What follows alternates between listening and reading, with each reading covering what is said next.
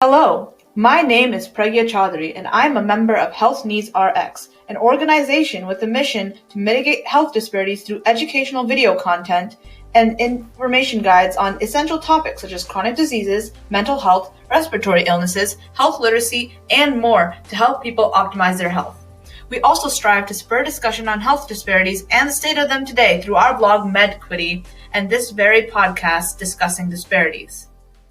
Today, I am joined by Dr. Hanisha Patel, who will talk more about mental and naturopathic health. Thank you so much for joining us today.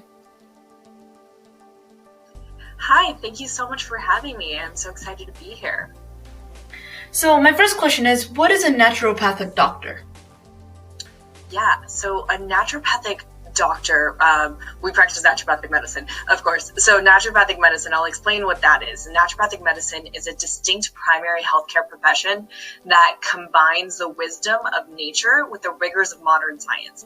Naturopathic doctors, we are trained as primary care providers who can diagnose, treat, and manage patients with acute and chronic conditions. And our focus is on the whole person wellness. And we do this by promoting health and preventing disease, and in an attempt to find the underlying cause of whatever the condition is that each patient is dealing with. So that's a little bit about our background.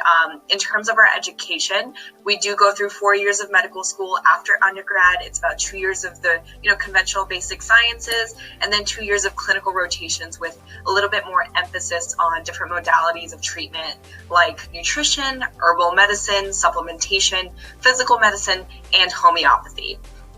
And so, yeah, that's a little bit about what a naturopathic doctor in general does, and what naturopathic medicine is. I hope that helped.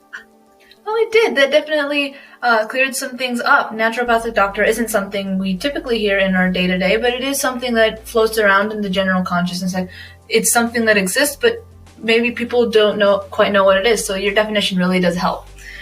So what are some myths about naturopathy? Yeah, that's a great question, and I love that you asked this because there are obviously so many. And one of, I would say, the biggest myths that I constantly hear about naturopathic medicine is that we are anti-pharmaceuticals or anti-modern medicine, and that cannot be further from the truth. In naturopathic medicine, we have this therapeutic order where we try to use the least invasive methods of treatment first. So starting with things like nutrition, maybe, and then going up to like herbal medicine, physical medicine, things like that. Starting with that, and then as more of a last resort, we resort to pharmaceuticals and surgery, and sometimes that is needed, right? Sometimes there are emergencies, like one of the examples I like to give is like if you get into a car accident or something, don't call me right away, right? Go to the emergency room and make sure that everything is okay there, and then we'll work on making sure that you come back to optimal health after that. And that is what naturopathic medicine really is it's bringing in, like I said, bringing in both the wisdom of nature with the rigors of modern science. And so the combination of using whatever is needed, whenever it's needed, in terms of therapies is really what naturopathic medicine is. So I'd say that's probably the biggest myth. Do you have a specific example of another myth that you might have heard, or any other questions? Yeah, follow-up medicine. I was reading your website and I was looking through the web pages, and you talked about how racism in medicine has made traditional medicine and things like naturopathy, quote-unquote, alternative. And I was wondering if you wanted to talk about that. Yes, I would absolutely love to. So this is something I'm extremely passionate about. So one of the things that's happened within our modern world is that we've colonized medicine. And when I say that, I mean that what has happened was that anything that was practiced outside of the European conventional mindset of medicine started to become considered unscientific, essentially. And so when that happened, what was happening was just the pushing, or like the suppression or oppression of people of color, but also of the medicine. And so that's what I mean whenever I say that all of these traditional medicines. So if we think about Ayurvedic medicine, which is the ancient Indian medicine, ancient Chinese medicine or traditional Chinese medicine. We think about the indigenous medicines all throughout the Americas. There's so many beautiful African medicines and types of therapies that they used in Africa and in the Middle East, and then in all of the indigenous cultures in South America and Australia as well. And all of these cultures have, as we know throughout history, have just been oppressed by the European kind of domination. And so with that, it was anything that they practiced was considered to be wrong or unscientific. And this was similar, I would say, to what's happened to marijuana in this country. And this is kind of where the example I like to give, right? If we think about marijuana in this country, in some states it's still criminalized, and that's enough of a problem. But the reason it was ever criminalized in the first place was because that was something that Black and Hispanic folks in this country were utilizing. But for those who know where this plant comes from, or different strains of this plant of marijuana comes from, it's all over the world. People have been using marijuana or cannabis forever, for thousands of years as medicine.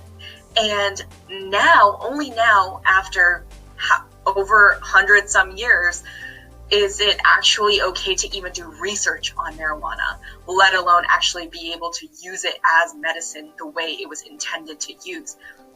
Of course, there's a difference between recreational use and medicinal use, and I'm not talking about the recreational use, I'm talking about the medicinal use of it. And so that is what has happened with all sorts of herbal medicines, also sorts of ancient medicines throughout history. And so one of the things that I like to talk about is that Ayurvedic medicine, Chinese medicine, those are probably the two indigenous medicines that have been documented the most and have still sustained for thousands of years despite all of the oppression and colonization. And so those two are where we can understand a lot more of the natural medicines. And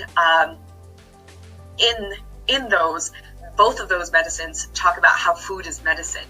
And now anytime someone says, let food be thy medicine, they're always quoting Hippocrates, who came much later than all of the doctors and philosophers of the ancient China and India time. But like I said, it's been every other culture too.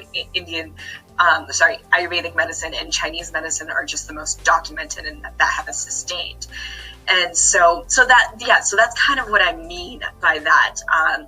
I hope that makes sense. And if you have any follow-up questions, I'd love to answer. It absolutely makes sense. And I, as Indian American, I have that little bit of culture balance where I've used different Ayurvedic things in my life. There's a certain Ayurvedic eye drops that I use. Sometimes my eyes get really irritated, and there was some construction nearby the dust would come and irritate my eyes. Nothing was working, and we used this one Ayurvedic eye drop thing, and it worked amazingly. And other things, not even that, stuff like food is your medicine, talking about turmeric, and turmeric is coming into vogue right now with Starbucks. You got your golden lattes and everything, but Indian food, there's nothing that doesn't have turmeric in it, and to some degree, even just a pinch of it. And turmeric has been linked to so many health benefits. Yes. I personally use it, I drink turmeric and milk every single day for my throat specifically, but for the other benefits it gives too.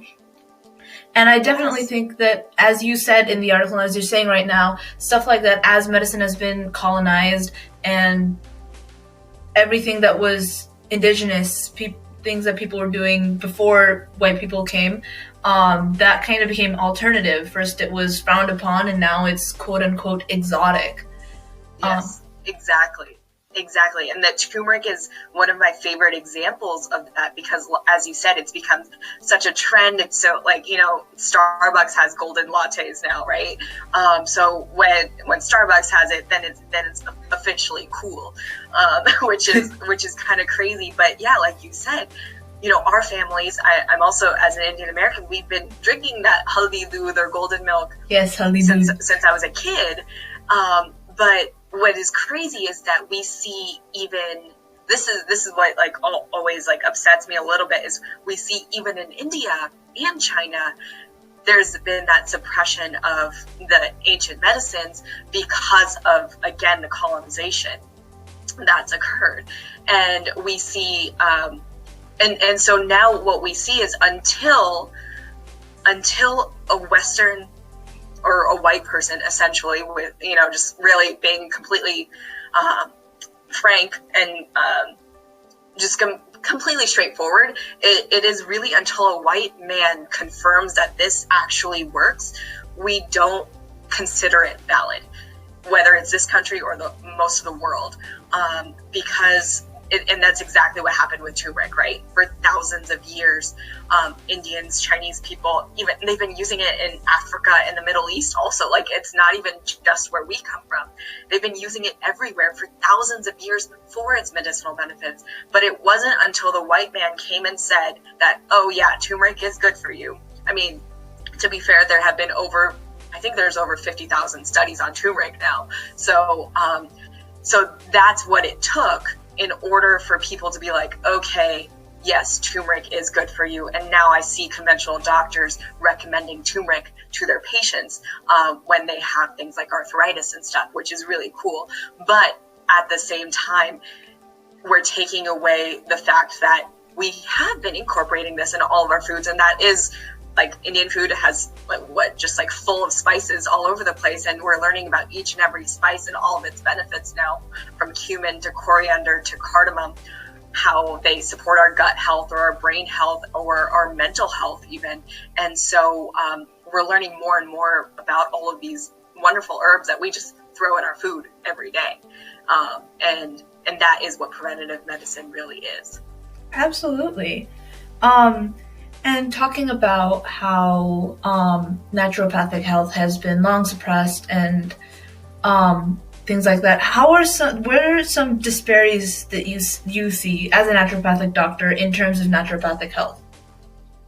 Yes, definitely. So this again comes kind of, it all plays in together, right? And so what's crazy is that now the people who are seeking out naturopathic medicine usually tend to be white now, which is fascinating, because this comes from the medicine of people of color, and this is where I think a huge disparity comes in, is because now we've made it so, like, right now insurance does not cover anything that I do, right? So it makes it difficult for me to provide for those who cannot necessarily afford more expensive services. And so this is where a huge disparity comes in, is now we're only serving a lot of the wealthy and most predominantly white populations, because first of all, we've colonized the people of color so much, so they don't even know, there isn't even as much education. And this is why I love social media, is because now that education, we can all put it out there, right? Like, you don't have to learn it in school, you don't have to learn it in a specific place, you can get it right on your phone, and that's the beauty of social media. But yeah, that's kind of where those disparities have occurred, and where something as simple as, parsley or cilantro, where you could technically grow it in your backyard, and now it costs so much to get, or if we want a higher dose like turmeric even, it's so ridiculously expensive now that it becomes difficult for people to access. And then insurance, of course, will never cover turmeric as a medication, right? They're not going to cover turmeric or parsley or cilantro or just vegetables that are going to help support your health. That's never going to be covered under insurance, because there's no money in that, because you can make that yourself. And so they've made it so that it's more difficult for people to access this medicine. And that's where a lot of the disparities come in. And this is where a lot of, even in my school, there were, I would say my school was one of the more diverse schools. And even then, we didn't have a high percentage of people of color. And I was one of 2 Indian people in my class. And so that just shows again how we weren't even allowed to think that this was a possibility or a way of healing. And this is where I think a lot of the disparities come in.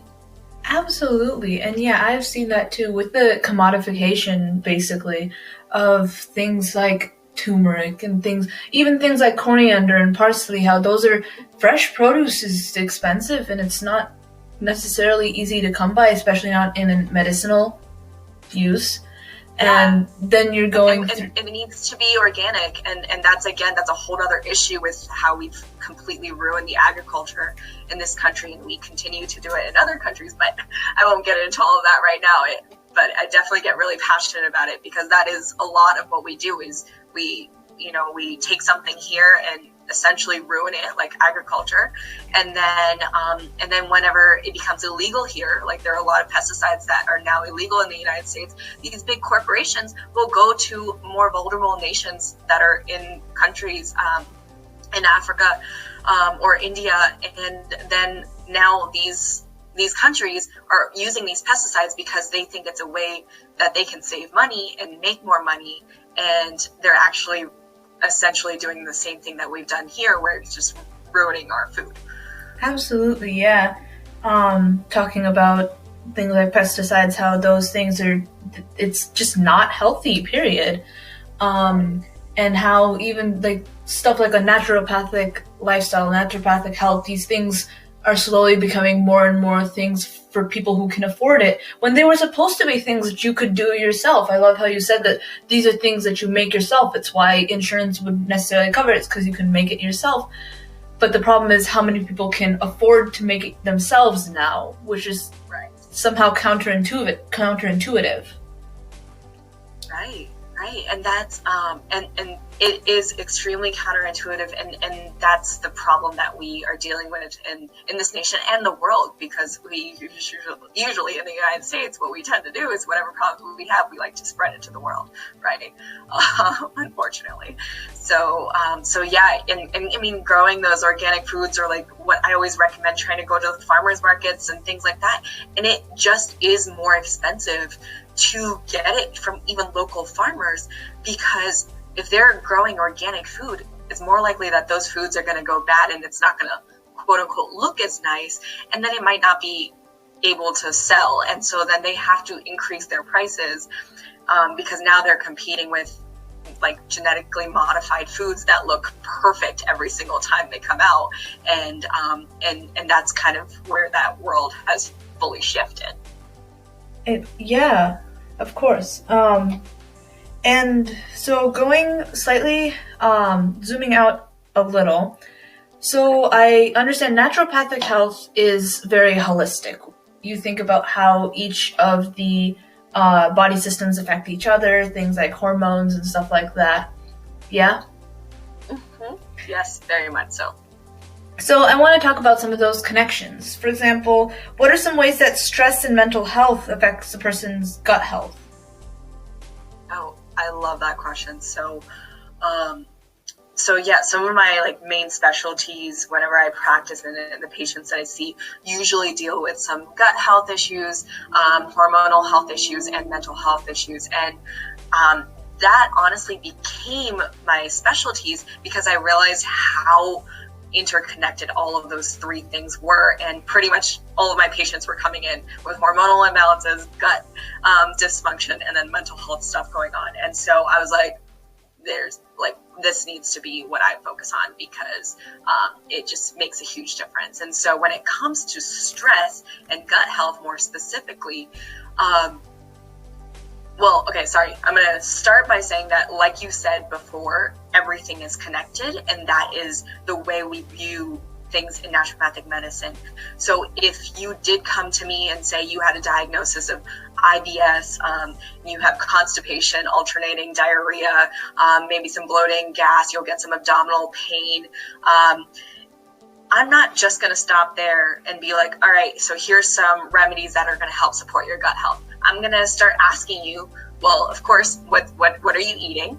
I'm going to ask you what type of movement you're doing. I'm going to ask you about your stress. And this is where that really comes into the question that you asked, is when we have a stressor, we activate our sympathetic nervous system, and that is our fight or flight response. And this is something that we need. We need this response because if there was a bear coming after us, we need to know if we'll probably run, right? We got to fly. But if it's already attacked us, we got to be able to fight it off and then flight. And so this is a very important part of our nervous system that we absolutely need. Unfortunately, our brain doesn't know the difference between a bear and a deadline. So no matter what the stressor is, our brain is just like stressor, react. And so when that stressor happens, what we're doing in our body is we're increasing our heart rate, increasing our blood pressure. We're taking away all energy from our digestion and reproductive systems, because those are things that are not really significant if we're trying to run from a bear, right? Hopefully we're not trying to pass a bowel movement when a bear is coming after us. And so that's why our body shifts away all of its energy from all of that. So every time we experience a stressor, like I said, so if it's a deadline or, something with your kids or whatever it is, every time that happens, you're shifting your focus away from your digestion, which is activated during the by the parasympathetic nervous system, which is our rest and digest part of our nervous system. And so when we shift away from that, we're always going to be in the sympathetic nervous system or the fight or flight response. And if there's a deadline after deadline after deadline, and we never go back to this parasympathetic rest and digest state, then it creates complications of chronic stress. And now you're not really working on your digestion ever, are you? Right? So if you're chronically stressed out, you're chronically activating your fight or flight response, you're chronically not activating your rest and digest response. And that is what we need to activate. And so that's one way where it's fully connected. Another way that it's connected is that we actually have this nerve called the vagus nerve that connects between our brain to every single organ in our body. Okay, or sorry, not in our body, every single organ in our digestive system. So, and I want to clarify that our digestive system, I think there's this common misconception that when we think about the gut, we're only talking about the colon or large intestine. But the reality is the gut is everything from our oral cavity, so starting with our mouth, all the way down to our anus. So that's including all of the esophagus, stomach, pancreas, liver, gallbladder, small intestine, large intestine. All of those things are included in the gut. And so all of those things are connected to the brain via the vagus nerve. And so when the vagus nerve is activated, that's when you can go again back into that parasympathetic nervous response. And when we are doing the opposite, we're kind of shutting off that vagus nerve and kind of cutting off that connection a little bit and sending, not necessarily cutting off the connection, I apologize. You're sending signals or more negative signals to your brain. And so when your gut health is compromised, and so this is where I feel like I didn't clarify this well enough, but I do want to clarify that the gut-brain connection is bidirectional. So whatever is happening in your brain, and those stressors that are occurring, that's sending signals, like I said, to your gut, but also your gut is sending signals to your brain. And so whatever is going on in your gut microbiome, these bacteria actually talk to our brain almost directly. And so if we have more of the bad bacteria versus the good bacteria, then we're getting a lot of bad messages sent to our brain. So a lot of people who have mental health disorders like anxiety, depression, OCD, ADHD, all of these sorts of conditions, a lot of them, if they don't have a single gut symptom, so if they don't have a single digestive symptom, I'm still doing a stool test, because almost 99% of the time there is some gut dysfunction still. It's just not presenting in a symptom of a gut symptom. And so that is when we start working on their gut health like that and start healing their gut, all of a sudden they see that they're able to respond to stressors better. So that stressor that would normally trigger a panic attack or just like a heightened stress response or anxiousness, now they're not reacting as intensely. And it's the same thing with things like depression or ADHD, where they're now that same sort of trigger is not leading them down this spiral pathway where they're going into this intense, deep depression or are not able to focus at all on anything and completely distracted. And so that is, in a short way, in the shortest way or simplest way I could explain how your mental health or how stress in general can affect your gut health and vice versa. That's incredibly fascinating how interconnected everything is. It really is a wonder how the human body works, and every system that seems so separate is actually just so entwined, and everything is working with each other, and a change in gut health could affect your mental health and vice versa. Yes, exactly. It's so connected. And if anyone says that it's not connected, they're just wrong, because everything in our body is connected, and there's always a way to explain how it is, even if it's just by our blood flow. Our circulation goes to every organ, every tissue in our body, and so it has to be connected in some way, shape, or form. Absolutely. That's a poetic way to think about it, that it's even just by blood flow, everything is connected. And then on top of that, everything else, as you talked about, the parasympathetic and sympathetic nervous systems, how they turn things on and turn things off, especially digestion. I remember when I was remembering the sympathetic and parasympathetic nervous system, the acronym that you use, the mnemonic is the better word, rest and digest for your parasympathetic nervous system. That really is when your body kicks into that mode. And even that's just a clear show of how those specific two systems are connected, and then add on all of the others.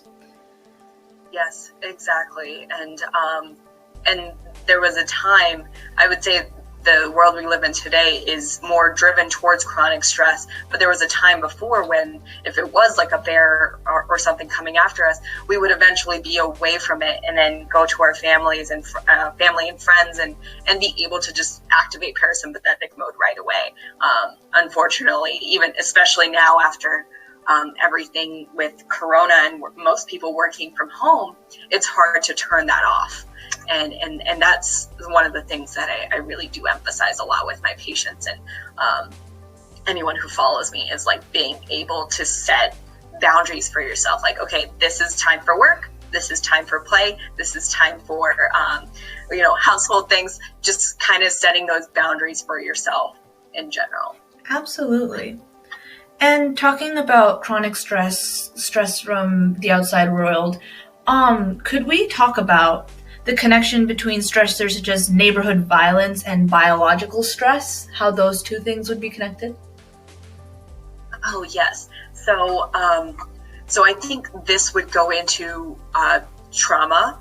And so this could be, if I would say biological stress is usually intergenerational trauma. And what we've found is that we are already eggs in our grandmothers. So when our grandmother was pregnant with our mothers, we were already there. We were already formed. And so when we were there, that was the stress the trauma that our grandmothers were experiencing. And as we can imagine, people of color, how much our grandmothers probably went through, and our great-grandmothers, that trauma gets passed on to us. And so that is a very real thing. And so we could, do all the self-care things, but then there's still for some reason, we're still having that anxiety or depression or whatever. And often this is the case. And so we need to work on healing ourselves fully so that we don't pass on that trauma to our future kids and grandkids as well. And so this is why I think healing ourselves in this generation is just so crucial.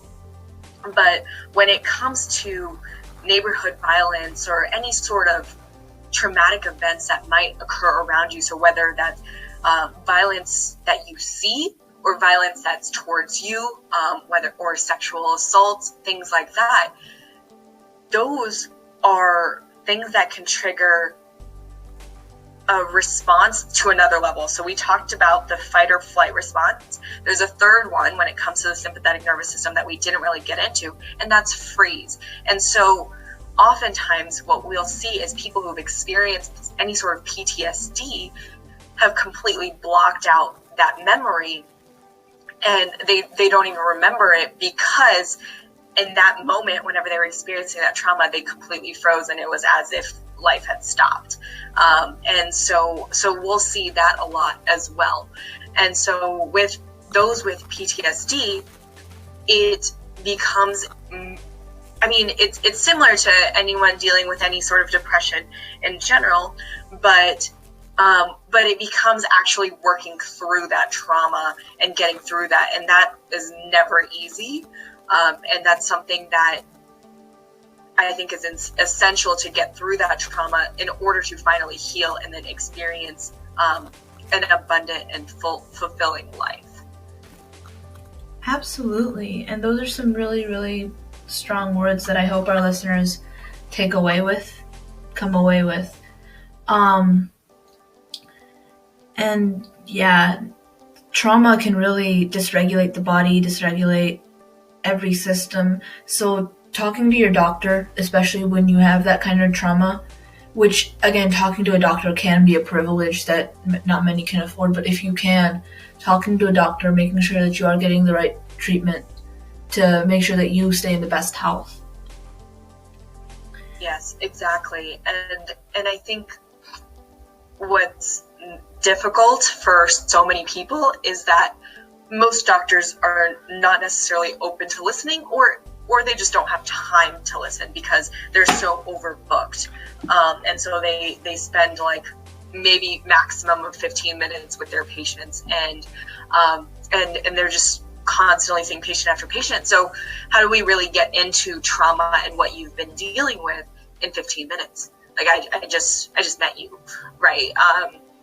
I wouldn't feel comfortable talking to someone within 15 minutes about the traumas that I've experienced. So I wouldn't expect anyone else to necessarily feel comfortable with that too. So trying to find whether if it's not someone like a naturopathic or a holistic doctor, but then trying to find a therapist or someone that would be covered, which is the one wonderful thing about mental health becoming more recognized as a real issue, is that we are starting to get therapists that are under insurance and things like that. So trying to find someone who fits with you and what you've been dealing with, I think is essential. And I know that's not always easy too. I think that there should be an interview process for your doctor, and kind of figuring out like, okay, are you the doctor for me, or are you the therapist for me? Because not everyone is going to work with everyone. So the same therapist that works with certain PTSD patients, even if they work with someone who's also experienced sexual assault like yourself, then they might not be the right fit for you. You might like someone else. And so I think it's important to kind of give it some time to figure out who actually you feel most comfortable with, and who you feel like you would be the best fit with. Absolutely. And as we're talking about traumas and ways that dysregulation in certain body systems can affect other body systems, how do these effects differ in different racial or ethnic groups? Are there any patterns that can be seen? Yes, definitely. So like I said, we have that intergenerational trauma plus the trauma of whatever you experience, right? So sometimes that can be compounded. And I would say, especially in the United States, for the Black and Indigenous communities, that has been something that's been going on for hundreds of years. And to this day, I mean, even there's even such thing as secondary trauma, and that's watching someone who looks like you experience trauma or something intense. So, for example, using the example of current events today, and actually that's been going on for also hundreds of years, as a police brutality conversations and the problems that we have with police brutality. Anytime someone who identifies as Black themselves or African American may see that, and that is triggering for them, and that is a type of trauma, because that is someone who looks like them, who is going through an unjust sort of situation just because of the way they look. And so to them, that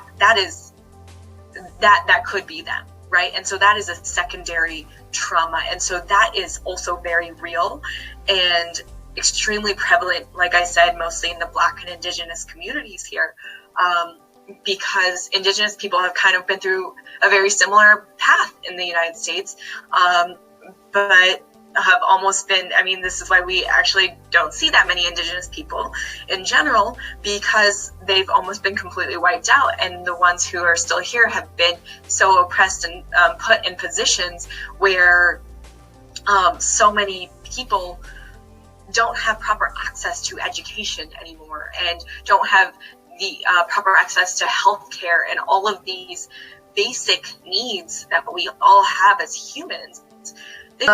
I think my last thought was it was just that these communities, like I said, predominantly the Black and Indigenous communities in the States, have been forced to live in areas where they won't have proper access to good education or healthcare, and that can have an impact on your health. And so that's one place, one really intense place where the social determinants of health, which is literally your environment of where you were born and raised, can affect your health. And that's where I would say a lot of those traumas can come in. So starting from that intergenerational trauma, then going into the secondary trauma, just seeing people who look like you being killed on TV or social media or wherever it is, and then experiencing that sort of racism yourself is another type of trauma. And so there's that compounded effect of trauma that can lead to, again, not only mental health issues, but a number of physiological health issues as well. And I think it's important to make that connection too, because I see that so often in my practice, is that it's not just one thing. It's not just the mental health that's being affected. It's also their overall health, and on top of that, hearing statistics and things like that can also negatively affect someone's health too, and that's what we see predominantly with the Black and Indigenous communities, but also people of color in general. Absolutely. One term that was kind of coined during the lockdown, doom scrolling, where people just scroll and scroll, and it's just an endless barrage of negative information that can definitely be traumatic and affect your body in many ways. Yes, definitely. And so my one of the things that I always say to all of my patients and followers is that experiencing Mahan Health and experiencing joy, so Mahan means great in Sanskrit, and that's what my practice is called, and this is why I'm really passionate about it. So experiencing that great or optimal health and experiencing joy is the type of rebellion we all need right now. It is a type of rebellion because you are going outside of what these people who've been trying to oppress us, people of color in general, and then also, and more specifically, the Black and Indigenous communities, these people have been trying to oppress all of us for so long. And when we experience great health and we experience joy, that is liberation. That is true liberation. And so this is why I feel so passionately about helping people experience that. Absolutely. And I'm glad you brought up Mahan Health, because I want to lump in a few questions together. When should people go to seek naturopathic health? Great question. So I honestly think we should be the first resort. We should be the first people you see before anything gets worse. So we should kind of be the primary care providers, and then from there we can refer out to specialists as needed. And that is something that we do often. I work with cardiologists, gynecologists, neurologists, psychiatrists. Like, I work with so many different professionals because I think it's important to integrate medicine like that. I don't think we should be trying to separate things in any way. And so I would say, ideally, if you can, see a naturopathic doctor first, and just for preventative reasons, even, right? If you, like, normally you go to your primary care for a yearly physical, and I think that's great. You can also do that, but also get a more in-depth assessment that naturopathic doctors do. So we do a lot of functional lab testing. Like, I do stool tests and hormone tests, and more extended thyroid panels and things like that most conventional doctors don't do, because I want to make sure that you never get a disease. And even if you have some symptoms, a lot of times nothing shows up in conventional lab work. And so this is why I would say that we should be kind of the first doctors that you see. And then after that, we can refer out as needed and work with other providers together. Absolutely. That's definitely something that should be kept in mind. Naturopathic health and naturopathic doctors really do work holistically. And if that's the healthcare plan that works best for you, definitely seek out a naturopathic doctor. And I wanted to talk more about your practice, your organization, practice Mahan Health, and how you guys work to achieve health equity. Yes, that's a great question. So yeah, my practice, like I mentioned before, some of the main people that I see are people who are dealing with hormonal imbalances, thyroid imbalances or thyroid dysfunction, gut dysfunction, and their mental health issues. And so what we try to do, I do have sliding scale for certain patients. I'm always willing to work with you if it's more difficult to afford the services. Like I said, unfortunately, I can't take insurance, so it is all cash based. And so I do a sliding scale, but then also I am very passionate about education, because, as I said, a lot of what I said today is something that you can already start to incorporate in your lifestyle right now, tomorrow, right? So there are a lot of things that you can do to help yourself become healthier and more resilient without ever even seeing me. And so this is why I'm very passionate about spreading that knowledge and education that you can take charge of your own health even without a doctor. Without even seeing me, you can do so much to support yourself. And that's why I do a lot of lectures and talks and bring the community together through that, and through an educational sort of platform. And then from there, we can go beyond and work more closer to what your individual needs are, if that is necessary. That's really, really amazing. Mahan Health sounds really, really cool. And I love how passionate, I've heard today as we talked, how passionate you are about this. And I was wondering if you wanted to share your story and how you got into naturopathic medicine. Yeah, definitely. Yes, I would say it seems like I have a lot of passions, but it all kind of usually comes together. It's just like what we said with our bodies, everything is interconnected, and that's how I feel like a lot of my passions are. And so my story is twofold. I was originally planning on going the conventional medical route. I got my degree from the Ohio State University in Pharmaceutical Sciences, actually. And while I was studying for my pharmaceutical science courses, I started to question it because I was learning a lot about the side effects of the medications, and then the medications needed for those side effects, and then the medications needed for those side effects, and it was just seemed like a vicious cycle. And then it seemed like everyone was going to end up on just like a number of medications. And I was like, this doesn't really make sense. There's got to be another way to practice medicine. And as we stated earlier, I did grow up with Ayurvedic medicine, and so I became more curious and wanted to explore that further. And I ended up going to both Guatemala and India, where I learned about their traditional medicines in both of those nations respectively. And I realized that there was a lot more out there than what we were taught in school, and than what we were taught just in general. It seemed like these medicines didn't even exist in the States, at least for me, where I was. And so I was like, and this is where I was already very passionate about social justice and healthcare inequities and disparities in healthcare.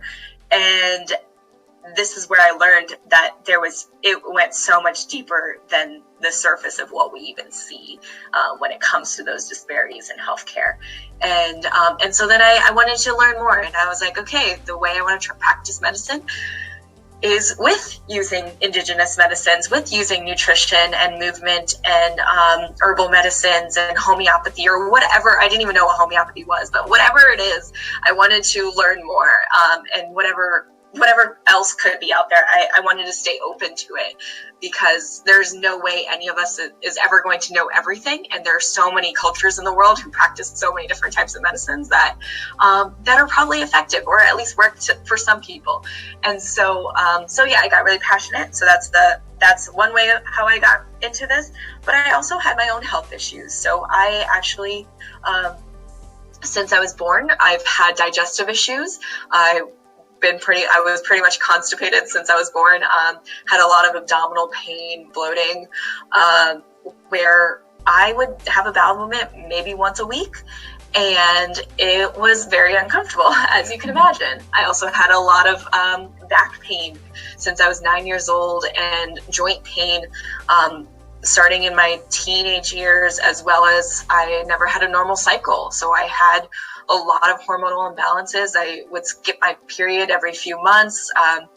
And I just was never regular since I started. And so with all of those issues, when I actually went to naturopathic school was when I realized that medicine could also help me. I thought what I was dealing with was just normal and okay, because I was essentially told that my whole life.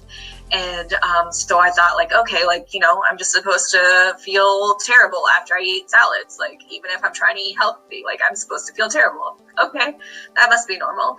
And it wasn't until I actually went to naturopathic school, saw a naturopathic doctor, they did extensive testing, and they told me that was not normal. And I found out I had Hashimoto's hypothyroidism. And from there, I was able to work on healing myself. Oh, I forgot to mention that I also had, I think it was before I found this out, I also had a panic attack from a lot of chronic stress and anxiety. And so from those two experiences, or learning both of those things, I became extremely passionate about reversing my hormonal issues, and I was successfully able to do that, and my digestive issues. But then also being this is what made me very passionate about the mental health aspect of things, was because that panic attack was not comfortable at all. And I can say, thankfully, that I have not experienced one since, because that was the point where I was like, okay, I need to take care of my mental health. And I started doing all the self-care things, and as well as I adjusted my diet and lifestyle and made a lot of changes. And now I'm here today, and I can honestly say that I experienced Mahan Health, and I'm very grateful for that. And this is why I'm so passionate about helping others experience the same.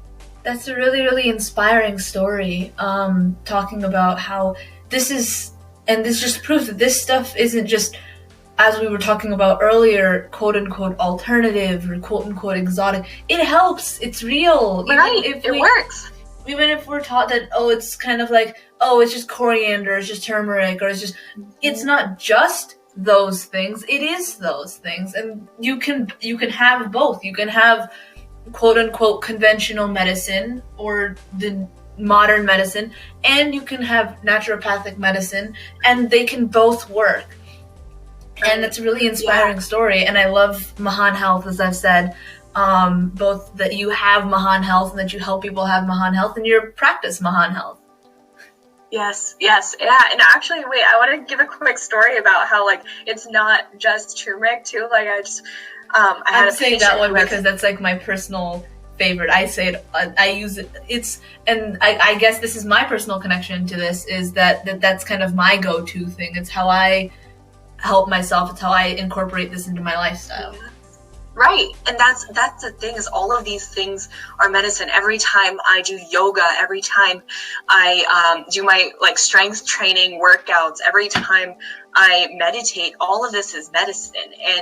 And this is what I think like is this common misconception, is that these are all separate, but really this is all medicine. This is all a part of what keeps us healthy. And I just wanted to give an example of a patient that I had. She has endometriosis, so she has like really intense menstrual cramps, right? And we just started working together. Her cramps were starting to get better, but then she had a flare up. And when she had the flare up, ibuprofen did not help. She like tripled the dose and it did not help at all. She was like, I'm thinking about going to the emergency room. And I was like, why don't you try some golden milk? Literally, the golden milk. I do have a higher dose of turmeric that I put in the golden milk than what you get in the lattes at the coffee shops. Absolutely. Because they barely put any in there. But I did recommend that, and within 20 minutes her pain had almost completely subsided. And this is how powerful natural medicine can be, is that sometimes it can be more powerful than conventional medicine. And I think that's another big, I guess, misconception or myth of naturopathic medicine, is that it's weaker than conventional medicine, and that's just not true at all. Absolutely not. It's another equal and sometimes stronger form of medicine. Right. Sometimes you want stuff from modern medicine, sometimes you want stuff from natural medicine, and it's totally okay to mix and match and do what you need from both for your personal health. And I feel like that's one theme that I've noticed as I've been recording this podcast just with you and with in general. Make sure, listeners, that whatever choices you make, you're making for your individual health. Make sure that you're doing it to make sure that you are healthier, whether that's pursuing naturopathic medicine, going to a naturopathic doctor, doing things for your own mental health, things with disparities, making sure you're going to a doctor who understands your culture, as we've talked about in other podcasts. And I've really loved this conversation with you, Dr. Patel. We've covered a lot of really, really cool topics. We've covered naturopathic medicine, and I hope our listeners are coming away with just as much information I'm coming away with naturopathic medicine. Again, it was something that kind of floated on my periphery. I've done Ayurvedic medicine in my life, being Indian American, stuff like that. So it's been in my periphery, but I've never been so immersed in understanding of it as I have today. And it's definitely something I might look into as I go into the future for my own health. And this has been a really illuminating conversation. And I was wondering, do you have anything else you'd like to add? Great. Yeah, no, I love that. And I'm so glad that you got something out of this. And I don't think I have anything to add. I just wanted to say that one of my professors, he was an Ayurvedic doctor and a naturopathic doctor. So he trained in India, and then he came here and trained in naturopathic medicine, more for the legitimacy in this country, because of course we have, again, those issues with our country not recognizing other countries and their medicines. But he always would say that naturopathic medicine is essentially Ayurvedic medicine of the West, and that's really all it is. And so naturopathic medicine is really just, like, I would say, the modern way of bringing in all of the indigenous medicines that have existed for thousands of years, and it's just like the modern name for it is really all I would say. That's absolutely incredible and definitely food for thought. And once again, I'd love to thank you, Dr. Patel, for joining us. This was an incredibly illuminating conversation on naturopathic medicine, the myths surrounding it, the disparities that fall within it, and I hope our listeners come away with a lot to think about. So, yes, well, thank you so much for having me. And if anyone ever has any questions or needs anything from me, feel free to reach out on my Instagram. That's probably the best way to reach me. My Instagram handle is Holistic Hanisha. So thank you so much for having me. Absolutely. So today I had Dr. Hanisha Patel. We talked about naturopathic health. My name is Pragya Chaudhary, and we are Health Needs RX. I hope you all have a very great day.